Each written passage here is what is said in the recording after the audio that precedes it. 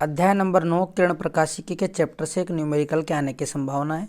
तो उम्मीद है कि ऐसा न्यूमेरिकल आपसे पूछा जा सकता है।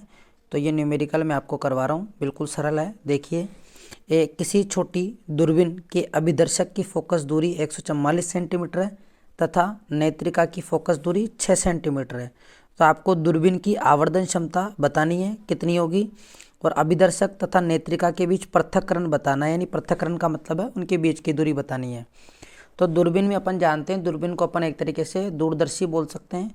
तो दूरदर्शी में ये अभिदर्शक लेंस होता है जो वस्तु की तरफ होता है, और ये अभिनेत्री लेंस होता है। तो पृथक्करण का मतलब इन दोनों के बीच की दूरी। तो अपन इन दोनों के बीच की दूरी को निकालने का सूत्र होता है D बराबर FO plus FE। FO plus FE होता है। और दूरबीन की आवर्धन क्षमता का जो सूत्र होता है वो होता है माइनस का FO अपॉन FE, माइनस का FO अपॉन FE होता है। तो अब यहाँ पे देखिए, अभिदर्शक की फोकस दूरी हमें दे रखी है 144 सेंटीमीटर, यहाँ पे अपन ने लिख दी। और नेत्रिका बोले तो आई लेंस, आई की फोकस दूरी 6 सेंटीमीटर दे रखी है।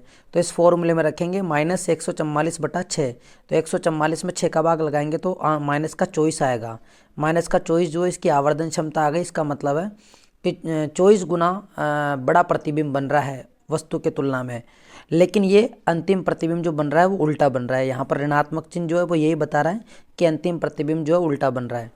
और नेक्स्ट हमसे पूछा है कि अभिदर्शक तथा नेत्रिका के बीच पृथक्करण दूरी क्या होगी।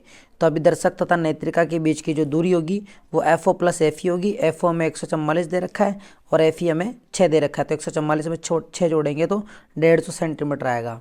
तो ये न्यूमेरिकल था। ऐसा और न्यूमेरिकल मैं आपको नेक्स्ट वीडियो में बताऊंगा। Thank you.